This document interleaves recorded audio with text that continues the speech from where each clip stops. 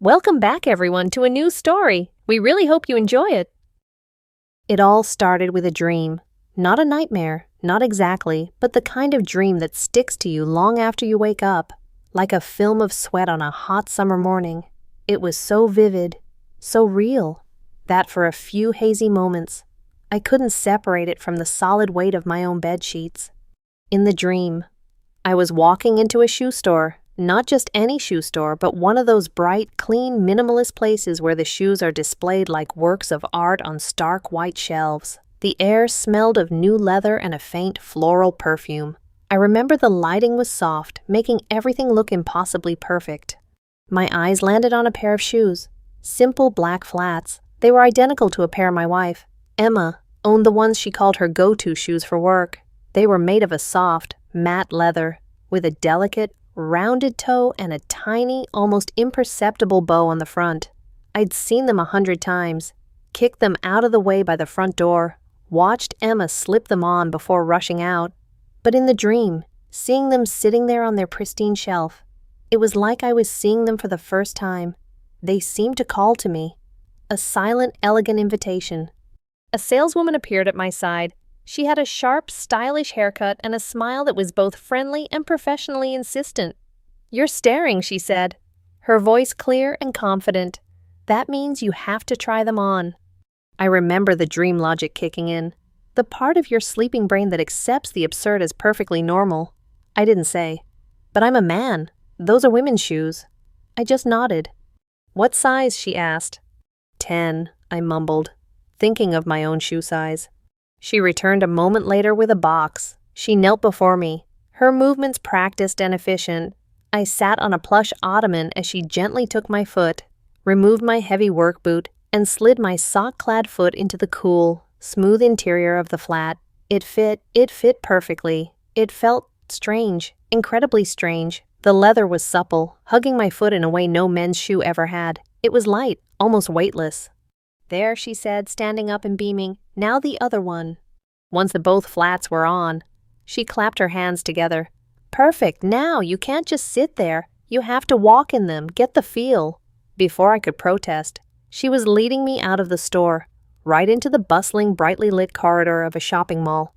The world seemed to shift on its axis. The solid, grounded feeling I was used to from my boots was gone. I felt lighter, closer to the ground. My steps were smaller, more delicate. The thin soles of the flats transmitted every tiny imperfection in the polished floor directly to the bottoms of my feet. I could feel the cold tile, the slight ridges of the grout. And then I noticed the stairs. People were looking. A group of teenagers giggled and pointed. An older woman gave me a tight-lipped, disapproving frown. A man in a business suit did a double-take, his eyebrows shooting up into his hairline. But then, a young woman with pink hair caught my eye and gave me a small, encouraging smile and a thumbs up. My face burned with a shame so intense it was almost a physical pain. I wanted the floor to swallow me whole. I was a man, a husband, a project manager for a construction company. For God's sake, I was wearing little black ballet flats in the middle of a shopping mall. It was a humiliation. But underneath the shame, a different feeling was stirring, a tiny secret flicker of something else. It was a bizarre thrill, a current of electricity running up my spine. For every person who sneered, that little smile from the pink-haired girl felt like a victory. There was a weird sense of rightness to it, a feeling of stepping into a role I hadn't known existed. The way the shoes forced me to change my gait, to walk with a little more care, a little more grace. It felt good. I couldn't explain it. I didn't want to explain it. The saleswoman from the dream was relentless. "Good," she said, her voice cutting through my internal chaos. "You have a natural grace, but black is so safe. Let's try something bolder." She led me back to the store, which now seemed to be filled with an endless array of women's footwear. She brought out a pair of fire engine red pumps with a sharp 3-inch heel. "These will change your entire posture," she declared. Putting them on was a struggle. My foot, used to the flat plane of sneakers and boots, protested against the severe arch. When I finally stood, I felt like I was teetering on a precipice. I was taller, but precariously so. My calves tightened, my back arched, and my whole center of gravity shifted forward. "Walk," she commanded. I took a shaky step, then another, The sound of the heels striking the floor was a sharp, definitive click-clack that echoed in the quiet store. It was a sound I associated with powerful women, with confidence, with an authority I had never experienced. It was terrifying and intoxicating. "Now pose," she said, guiding my hands to my hips. "Head up, chin out, own it." I looked at my reflection in a full-length mirror and barely recognized the person staring back. The man in the flannel shirt and jeans was still there, but he was standing on these impossibly delicate, aggressively feminine red heels. The contrast was jarring, nonsensical. She made me try on more, a pair of strappy silver heels that felt like elegant cages on my feet, their thin straps digging into my skin.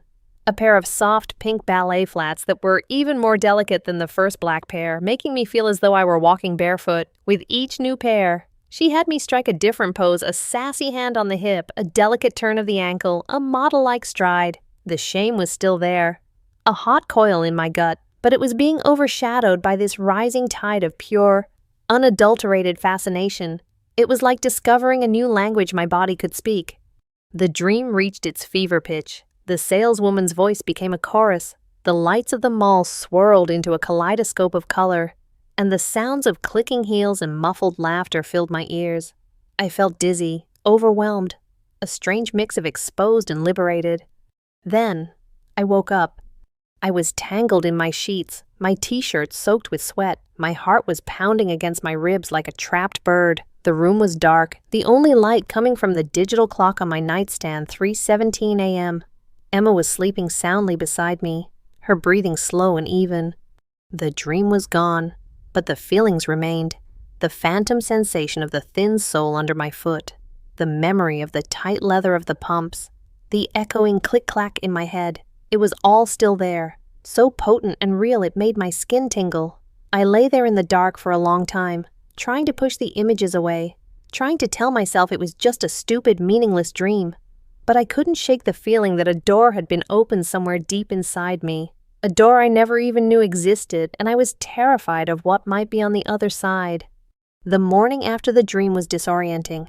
I went through the motions showering, making coffee, pretending to read the news on my phone, but my mind was still back in that brightly lit shoe store. The memory of it was so strong, so visceral, that it felt less like a dream and more like a memory of something that had actually happened.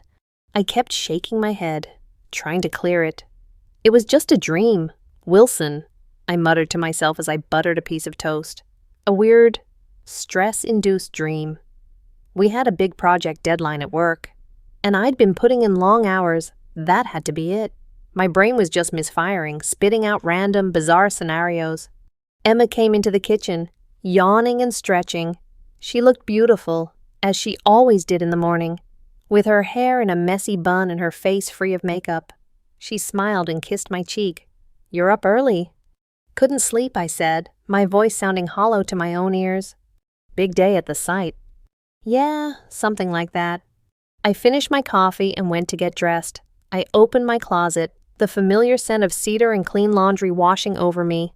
On my side, it was a sea of blues, grays, and browns work shirts, jeans, sweaters. On Emma's side, a vibrant explosion of colors and textures, and on the floor of the closet, tucked away in the corner by a pile of my discarded sneakers, was a shoebox. I froze. It was a plain white box from a generic department store, but I knew, with a sudden gut-wrenching certainty, what was inside. My heart started to pound again, that same frantic rhythm from the middle of the night. I told myself not to look, just get dressed, go to work, and forget about the dream, forget about everything. But my body wouldn't obey. My hands seemed to move of its own accord, reaching down, pulling the box out from the shadows. I lifted the lid. There, nestled in a bed of white tissue paper, were the black flats from my dream. The world tilted.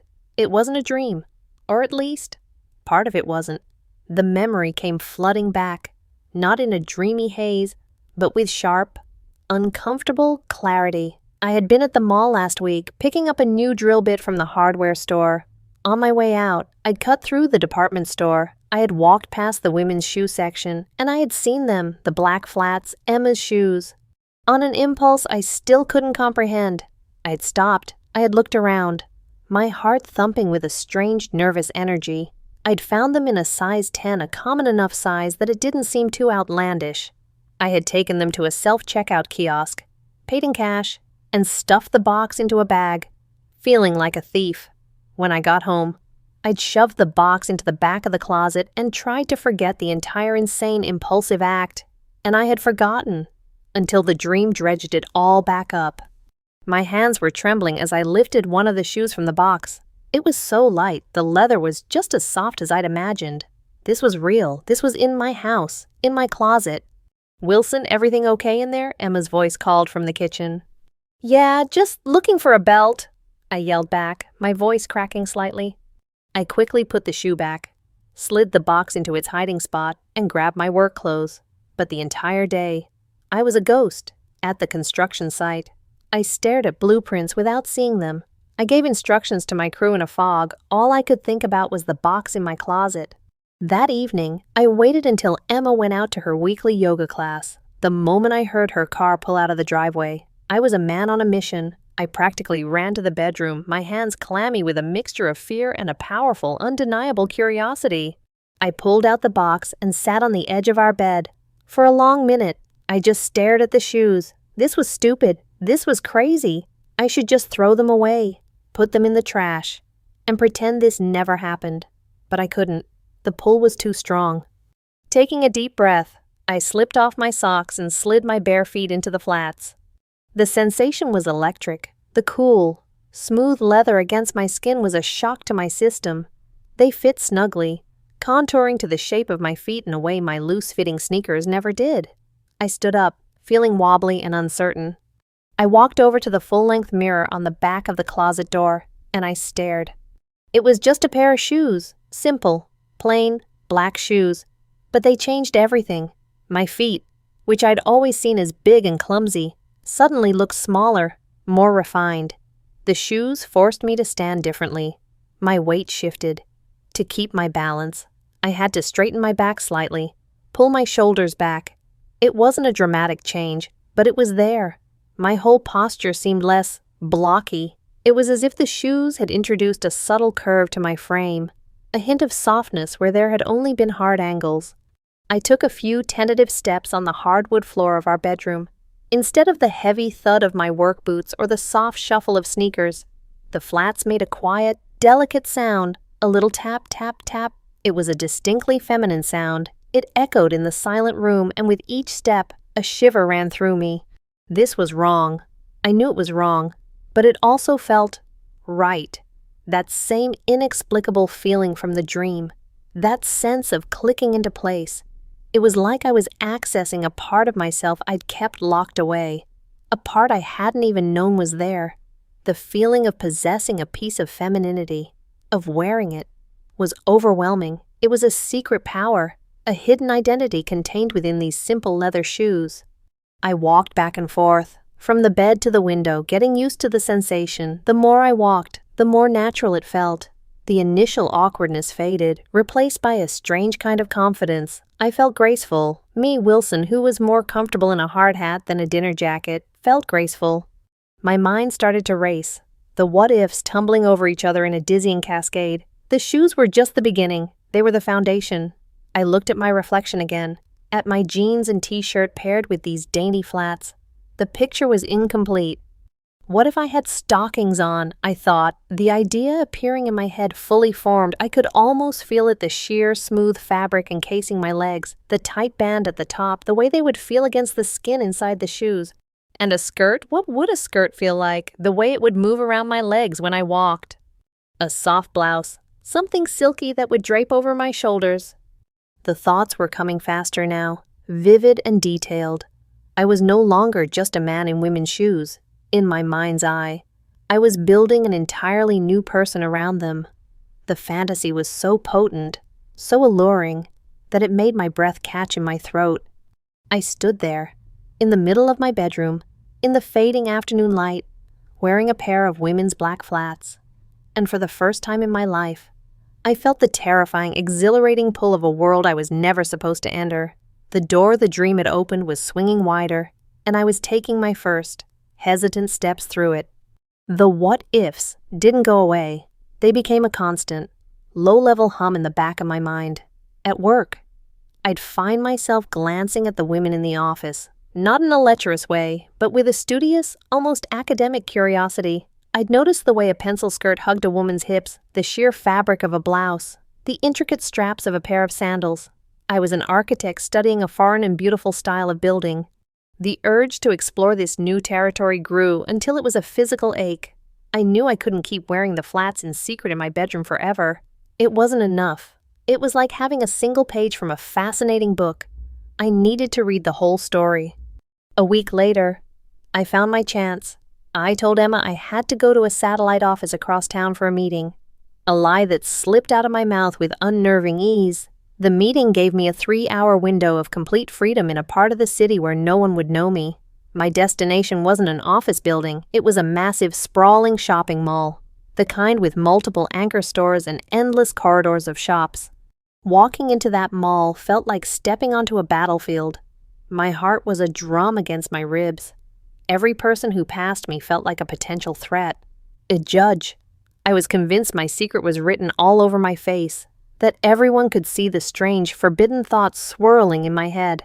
I kept my hands shoved in my pockets and my eyes fixed on the floor, trying to look like any other guy on a mission to buy a new shirt or a gift for his wife. I made my way to one of the big department stores, a place so vast and anonymous I hoped I could disappear. The women's department was on the second floor. Riding the escalator up felt like an ascent into another world. The muted colors and functional designs of the men's section gave way to a riot of color, light, and texture. Racks of clothing stretched out in every direction, a forest of silks, cottons, and wools. I wandered aimlessly at first, just trying to get my bearings, my nerves screaming at me to turn around and leave. I drifted through the dresses, my fingers brushing against the fabric as I passed. There were sleek, professional work dresses, flirty floral sundresses, and elegant evening gowns that shimmered under the store lights.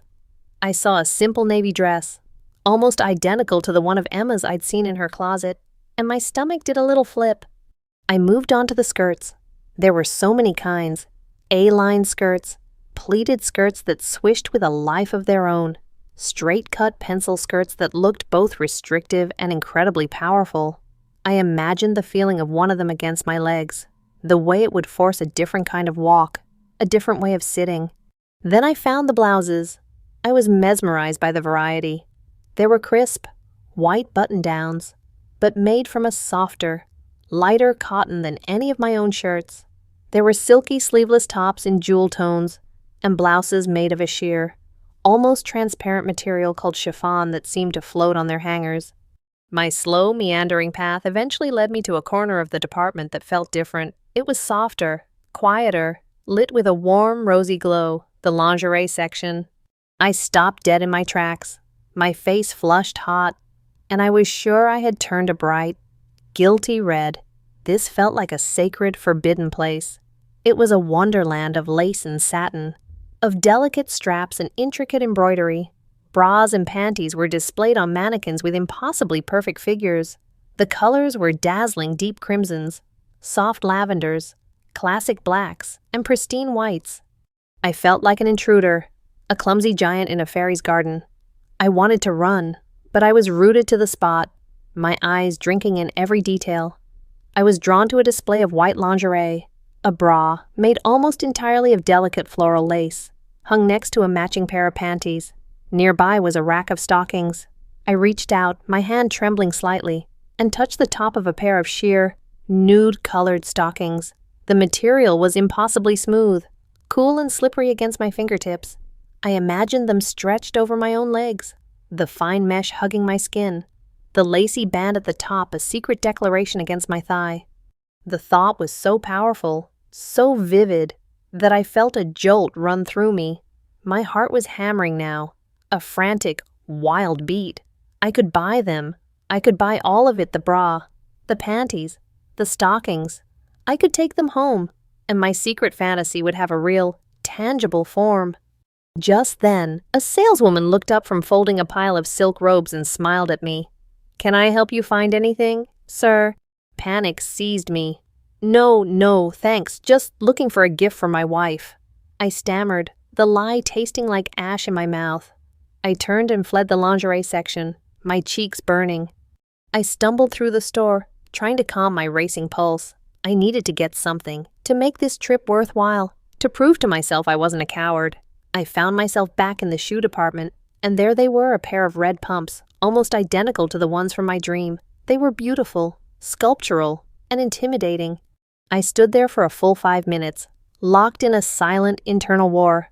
Just do it. Pick them up, take them to the counter. You can use the gift for my wife excuse again. But the memory of the saleswoman's polite smile, the fear of judgment, was too strong. I pictured the cashier's face, the question in their eyes as they scanned a man buying a pair of size 10 red heels. In the end, fear won. I turned and walked away. My shoulders slumped in defeat. I drove home feeling empty and ashamed. I had failed. I had let my fear control me. The what-ifs were no longer exciting. They were a taunt, a reminder of my own cowardice. When I got home, the house was quiet. Emma wasn't back yet. I walked into our bedroom, my failure hanging over me like a cloud. I opened the closet. My side seemed so drab, so boring. And then I looked at her side. The navy blue dress was hanging there. I don't know what came over me. Maybe it was the frustration from the mall, the need to cross some kind of line, to do something tangible instead of just dreaming. Before I could second-guess myself, I reached out and took the dress off its hanger. The fabric was a soft, slightly heavy polyester blend, cool to the touch. I stripped off my shirt and jeans in a frenzy. My hands were shaking so badly I could barely work the zipper on the back of the dress. I pulled it on over my head. It settled over my shoulders, the fabric whispering against my skin. It was a completely alien sensation. I was used to the rough texture of denim, the comfortable bagginess of a t-shirt. This was different. The dress draped over my torso, clinging in some places and flowing in others. It felt confining and liberating all at once. I managed to get it zipped up, the fabric pulling taut across my broad shoulders. I turned to the mirror. The man in the reflection was gone, replaced by a bizarre, hybrid creature. My masculine face and short hair sat atop this feminine, navy blue silhouette. It was wrong, it was strange, but it was also electrifying. I remembered the flats. I fumbled in the closet, pulled them on, and looked again. With the shoes, the picture snapped into a strange, dangerous kind of focus. The dress and the flats worked together, creating a complete, if unconventional, look. I felt a surge of something I couldn't name, a thrill so potent it made me dizzy. I turned, just a little, and watched the hem of the dress flare out around my knees. I took a step, and the fabric swished against my bare legs. I spun around in a slow circle in front of the mirror, a giddy, reckless smile spreading across my face. In that moment, I wasn't Wilson, the construction manager. I was someone else, someone graceful, someone elegant, someone beautiful. That's when I heard it, the sound of a key in the front door lock. Panic, cold and absolute, washed over me. Emma, she was home early.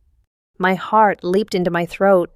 I tore at the zipper on the dress, my fingers fumbling and clumsy. It was stuck. I pulled harder, a choked gasp escaping my lips. The sound of the front door opening echoed down the hall. I gave one last desperate yank, and the zipper came free. I ripped the dress off, my skin burning from the friction.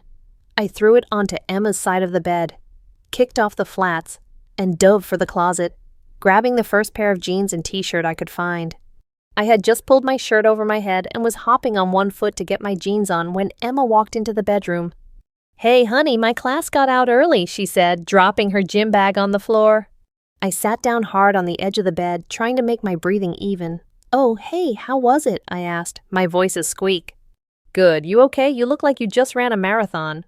"Yeah, just got back myself. Rushed in to change." I lied, my heart still trying to beat its way out of my chest. My whole body was trembling. I had come so close, so terrifyingly close, to being caught. The secret I was nurturing was no longer just a fantasy. It was a dangerous, reckless reality. The close call with Emma sent me into a spiral. For the next few weeks, I was a wreck. Sleep offered no escape. My dreams were a chaotic mix of exhilarating fashion shows and terrifying nightmares of exposure and ridicule. During the day, I was jumpy and irritable. Every time Emma opened our closet, I flinched, convinced she would somehow sense what I had done, that the navy dress would cry out and betray me. The shame was a heavy, suffocating blanket. I was a freak, a pervert. What kind of man wanted to wear his wife's clothes? I felt disgusting, broken. I tried to push the desire away, to bury it under long hours at work and mind-numbing television at night. I told myself it was a phase, a weird blip that would eventually fade away. But it didn't fade. If anything, the shame and suppression only made the longing more intense. It was a hunger that gnawed at me from the inside out. The memory of the dress against my skin, the sight of myself in the mirror, was burned into my brain. The desire for that feeling, that transformation, was becoming a core part of me, and I didn't know how to fight it. So I started to compromise. I couldn't risk a full outfit again, not yet, but I could find small, secret ways to indulge the craving, tiny rebellions that no one else would ever see. It started with stockings. On a lunch break, I drove to a pharmacy across town and, with my heart pounding, bought a pair of plain sheer white stockings, the kind that came in a little plastic egg. Back in the privacy of my truck, I tore open the package. The material was so impossibly thin and delicate. The next morning, before putting on my work pants and heavy boots, I carefully rolled them up my legs. The sensation was incredible. All day long, under my rough, functional work clothes, I had this secret. The smooth, silky fabric was a constant, light pressure against my skin, a hidden layer of femininity known only to me. Every time I moved, I could feel them. A soft caress against my leg hair. It was a thrilling, private secret that I carried with me through a day of yelling over the sound of machinery and walking through mud and sawdust. It was my silent defiance, my hidden self. From there, it escalated. I started wearing women's t-shirts around the house when I was alone. They were cut differently from men's shirts, tighter in the chest, shorter on the sleeves, with a more scooped neckline. They hugged my torso in a new way, subtly outlining the shape of my body. It was a small thing, but it made me feel different, softer.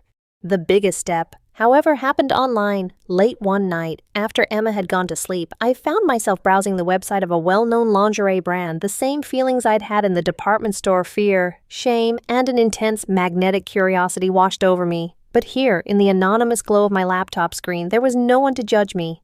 I clicked through pages of bras and panties, my mind reeling. I read sizing guides, trying to figure out what would even fit my masculine frame.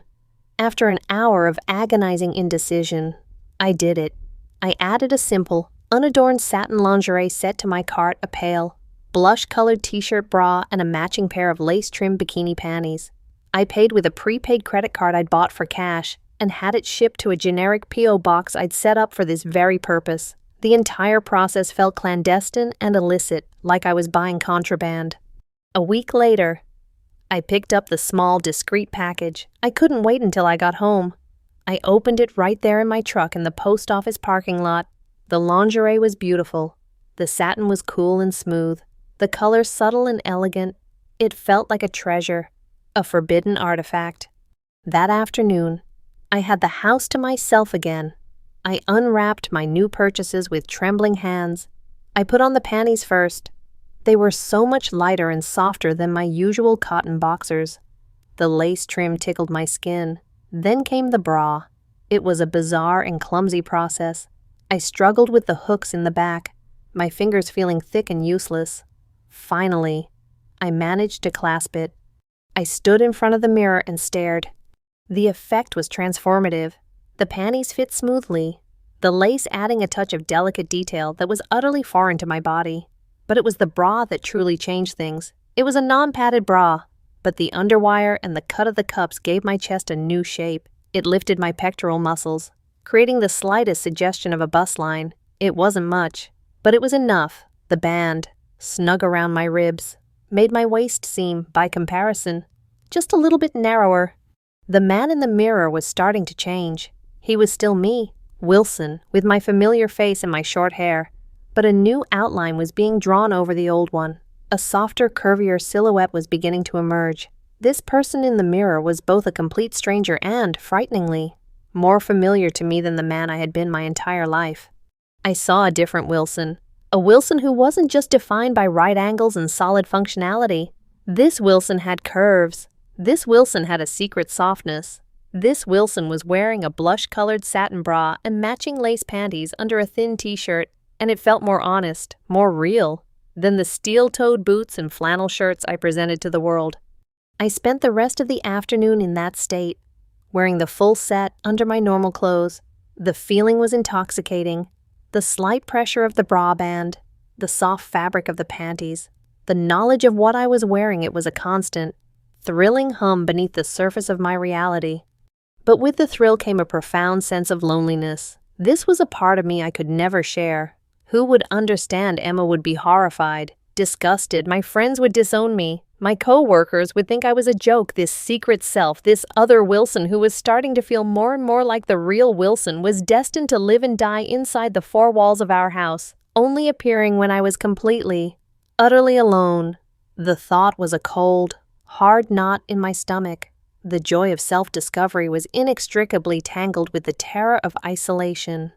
The small secret acts were no longer enough. Wearing lingerie under my clothes was like smelling a delicious meal when you're starving. It only made the hunger worse. The image of myself in the dressing room at the mall, the one I had run away from, kept replaying in my mind. The pencil skirt, the blouse. I had fled from that image, but now I craved it. I needed to see that person again. I needed to know if she was real. This time, I was more strategic. I did my research online, looking for smaller, independent clothing boutiques in neighborhoods on the far side of town, places I would have no other reason to be. I found one that looked perfect, a chic but understated shop with a friendly-looking website, nestled in a quiet, tree-lined shopping district. It seemed less intimidating than a giant, overwhelming department store. The following Saturday, I told Emma I was going to a home improvement expo. Another lie that felt more practiced and less painful this time. The guilt was still there, but it was being drowned out by the sheer force of my need. The drive to the boutique was a nerve-wracking ordeal. I almost turned back a dozen times. "This is insane, Wilson," I said aloud to the empty car. "Just go home. Watch a football game. Be normal." But my hands kept a firm grip on the steering wheel, and my foot stayed on the gas. I parked a block away and walked towards the shop, my heart pounding a frantic rhythm against my ribs. The boutique had a large glass storefront, and I could see a few women browsing inside. I paced back and forth on the sidewalk for 10 minutes, trying to work up the courage to go in. I felt like a spy on a dangerous mission. Finally, I saw two of the women leave, and the shop was momentarily empty except for a single employee behind the counter. It was now or never. I took a deep breath, pushed the door open, and stepped inside. A small bell chimed pleasantly above my head. The woman at the counter, who looked to be in her late 20s, glanced up and gave me a warm, genuine smile. "Hi there, welcome. Let me know if you need any help." "Thanks," I mumbled, my voice tight. "Just looking for a gift." The lie was my shield. I began to browse the racks, my hands shaking so much I could barely feel the fabric of the clothes. I was hyper-aware of everything, the soft music playing overhead, the scent of lavender potpourri, the way the wooden floorboards creaked under my feet. I was an elephant in a china shop, a bull in a garden of delicate flowers. But I had a mission. I had visualized this in my head 100 times. I moved with a forced purpose, grabbing the items I had dreamed about. A sleek black pencil skirt made of a stretchy, substantial fabric, a white blouse made of a sheer, floaty material that the tag called voile, and, on a whim, a soft pale pink cardigan. I held the items clutched to my chest like a shield. I approached the saleswoman, my throat dry. Can I try these on for my, wife? We're about the same size." The lie sounded flimsy and ridiculous even to my own ears. She didn't even blink. "Of course," she said, her smile never wavering. "The fitting rooms are right back there. Let me know if the sizing is off." Her casual acceptance was so disarming it almost made me cry with relief. She didn't question me. She didn't stare. She just treated me like any other customer. The fitting room was small, with a plush little stool and a 3-way mirror. I locked the door and leaned against it, my eyes squeezed shut, taking deep breaths. This was it, the point of no return. I undressed quickly, my everyday male clothes feeling like a costume I was desperate to shed. I was already wearing my secret armor, the blush-colored bra and panties. I pulled on the pencil skirt first. It was a struggle to get it over my hips, but once it was on, it settled into place, hugging my waist and thighs. The fabric was firm, holding me in a way that felt both secure and incredibly feminine. Next, the blouse. The voile was so light it was like pulling on a cloud. It was slightly transparent, and I could just make out the faint outline of the bra beneath it. The contrast of the delicate, sheer fabric against my more muscular arms and shoulders was startling. Finally, I slipped on the soft pink cardigan. It tied the whole outfit together, softening the severe lines of the skirt and the starkness of the white blouse. I took another deep breath and turned to face the mirror. The person looking back at me stole my breath away. It wasn't a man in a dress. It wasn't Wilson playing dress-up. The man had vanished. In his place was a woman, a little awkward, a bit broad in the shoulders, perhaps, but undeniably a woman. She looked like an office worker, someone competent and stylish, with a touch of softness from the pink sweater. The skirt gave me hips. The blouse hinted at a bust. The whole ensemble created an illusion so powerful, so complete, that I felt a profound and dizzying sense of vertigo. This was her. This was the person I had been seeing in my mind's eye. This was the person the black flats had promised. She was real. A single thought, clear and bright as a lightning strike, flashed through my mind. Maybe this is who I really am. The thought was so revolutionary, so earth-shattering, that it terrified me. This wasn't just a hobby. This wasn't a weird quirk. This felt like an identity. For the first time, I wasn't just wearing clothes, I was seeing a reflection that felt more honest than any I had ever seen before. A wave of emotion so powerful it buckled my knees washed over me joy, relief, terror, and a deep, aching sense of homecoming. But the euphoria was quickly chased by a cold spike of fear. The locked door of the fitting room felt impossibly flimsy. What if someone walked in? What if the saleswoman came to check on me? The thought of being discovered like this, in this vulnerable, transformative state, was horrifying. My hands started to tremble again, this time with panic. I had to get these clothes off, now. I scrambled to undress, my movements frantic and clumsy. The beautiful, transformative outfit was suddenly a cage, evidence of a crime I couldn't even name. I changed back into my own clothes, which now felt foreign and ill-fitting, like a costume I was being forced to wear. I hung the skirt, blouse, and cardigan back on their hangers, my hands caressing the fabric one last time. I left the fitting room and walked back to the counter, my face flushed. I placed the clothes on the counter. The saleswoman smiled. How did they work out? I think she'll love them, I said, my voice hoarse. I paid for all 3 items, my hands shaking as I handed her my credit card.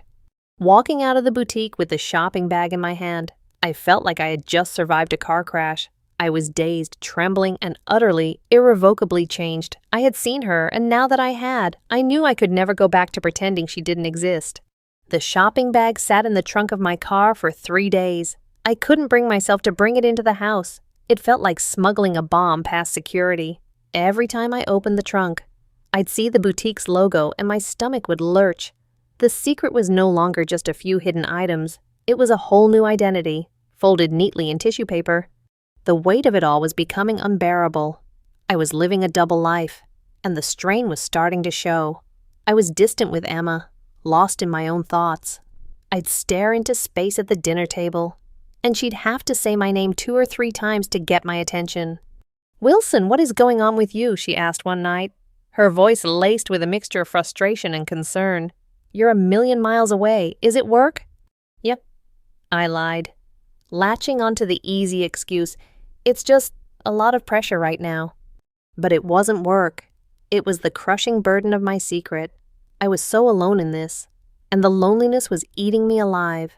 I loved Emma more than anything, and the wall I was building between us, lie by lie, was breaking my heart. I couldn't keep doing it. I couldn't keep living as a fraction of a person, hiding the most significant discovery of my life from the person who meant the most to me. I knew what I had to do, and the thought terrified me more than anything else had, more than the dream. More than buying the shoes, more than trying on the dress, I had to tell her. I had to risk everything: my marriage, my home, the life we had built together, for the chance to be seen for who I really was. If she left me, I knew it would destroy me, but living this lie would destroy me too, just more slowly. The following evening, I decided, was the night. I felt sick all day, my stomach churning with anxiety. When I got home from work, Emma was in the kitchen, humming along to the radio as she chopped vegetables for dinner. She looked so happy, so beautifully normal. My heart ached at the thought of shattering that peace. After our quiet, tense dinner, I couldn't put it off any longer. "Emma," I said, my voice barely a whisper, Can we talk in the living room?" She looked up, her brow furrowed with concern at my tone. "Of course. Is everything okay?" "I don't know," I answered honestly.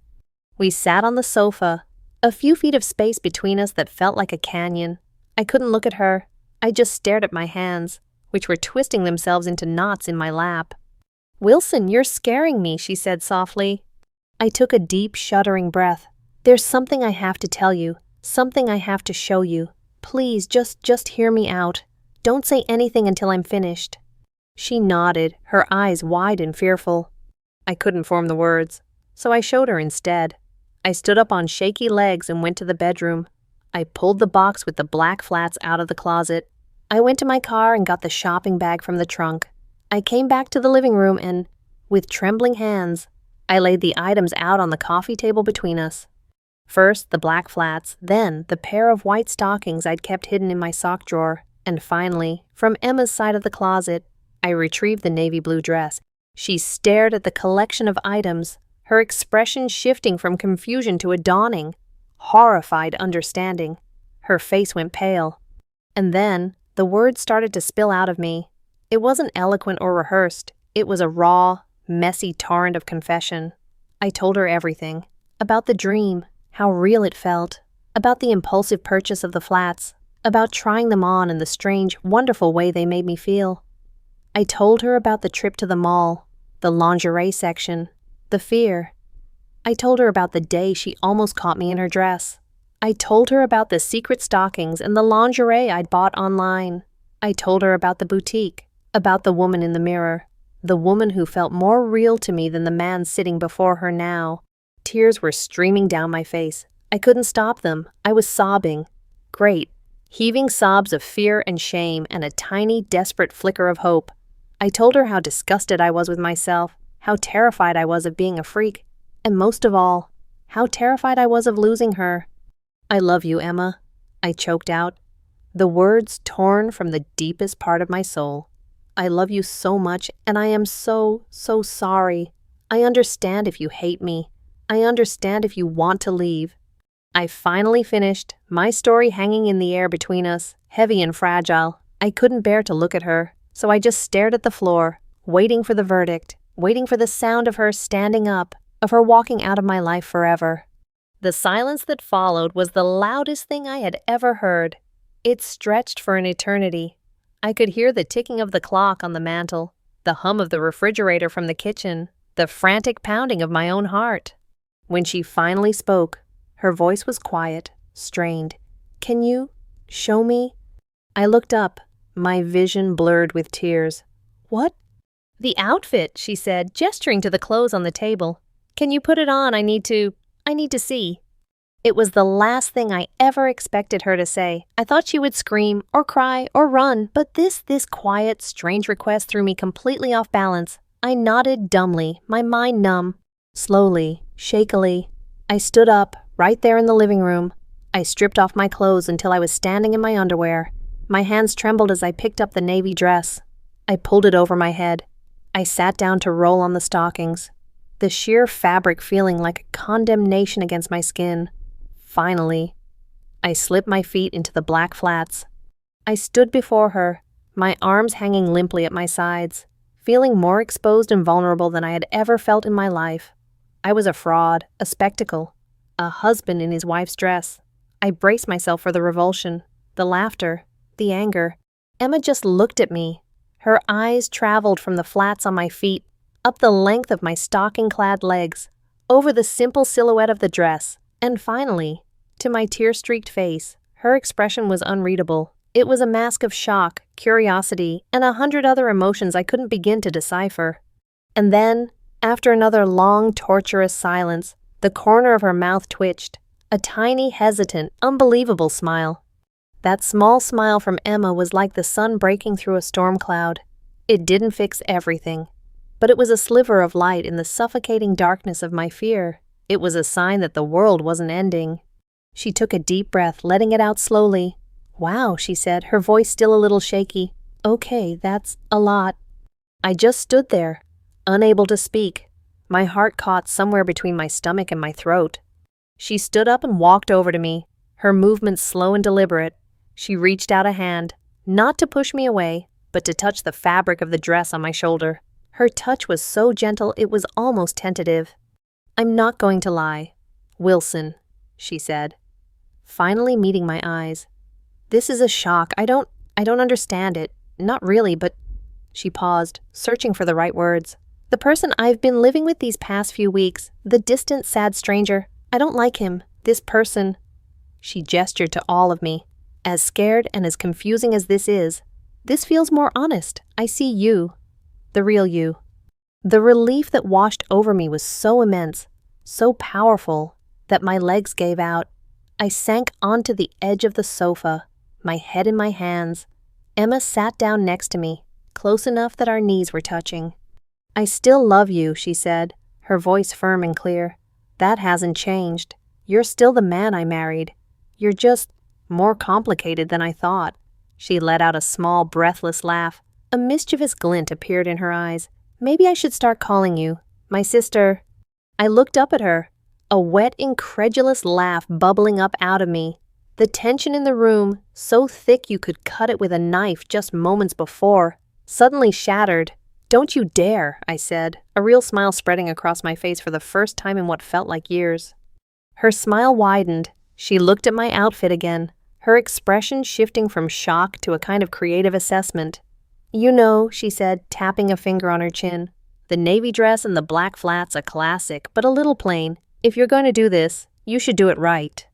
Before I could process what was happening, she stood up and walked into the bedroom. She came back a moment later holding a few items from her closet. "If you're already wearing flats," she said, her voice filled with a newfound, playful energy, "you should really pair them with these." She handed me the pair of sheer white stockings I had confessed to owning. "And this," she held up a beautiful skirt I'd never seen before. It was black, made of a delicate lace over a solid lining, and it fell to just above the knee. "Go on," she prompted, her eyes sparkling. "Let's see the full effect." My head was spinning. This was happening so fast. One minute I was prepared for divorce. The next I was getting a fashion consultation from my wife. In a daze. I went into the bedroom to change. I took off the navy dress and put on the lingerie I had hidden away the blush-colored bra and panties. Then I carefully rolled on the white stockings. They looked so different from the sheer nude ones, so much more deliberate and feminine. Finally, I zipped up the lace skirt. The feeling this time was completely different. The shame and fear were gone, replaced by a profound sense of liberation. I wasn't hiding anymore. I was doing this with her. When I walked back into the living room, Emma let out a low whistle. "Okay," she said, nodding in approval. "Now that works. The skirt and stockings are a definite improvement." I felt a blush creep up my neck. I felt shy, but it was a good kind of shy. The kind you feel when someone you care about gives you a compliment. "You're just missing a few finishing touches," she said. She disappeared into the bathroom and came back with a tube of lip gloss and a hairbrush. She sat next to me on the sofa and gently brushed my short hair, styling it so it looked a little softer, a little less severe. Then she uncapped the lip gloss. "Just a little," she said. "It'll make you feel more put together." She dabbed a small amount of the gloss onto my lips. It was cool and slightly sticky. I looked at my reflection in the dark screen of the television across the room. I saw a face that was mine, but not mine. The styled hair, the slight sheen on the lips, the white stockings, the lace skirt. The other Wilson was no longer a secret. Furtive creature. She was sitting right here in my living room, with my wife. She was real. We sat there in a comfortable silence for a few minutes. The reality of it all was still sinking in. This woman, my Emma, was incredible. She had been faced with a truth that would have sent most people running for the hills, and she had responded with curiosity, with humor, and with love. She turned to me, her expression softening. "I have a million questions, you know." "I know," I said. "Ask anything." Does this mean you want to be a woman?" It was the big question, the one I had been asking myself. "I don't know," I answered, the honesty feeling clean and refreshing. "I don't think so. I don't feel like a woman trapped in a man's body. It's more like there's a female part of me that I've been ignoring my whole life, a part that loves feeling pretty and soft and elegant when I dress like this. It's like I'm letting that part of me come out to breathe. It feels balanced, complete." She nodded, absorbing that. Then, she did something that made my heart stop. She gently placed her hand on my thigh, her fingers resting on the smooth, sheer fabric of the stockings. It wasn't a seductive touch, not exactly. It was a gesture of connection, of acceptance, an acknowledgement of this new reality we were in.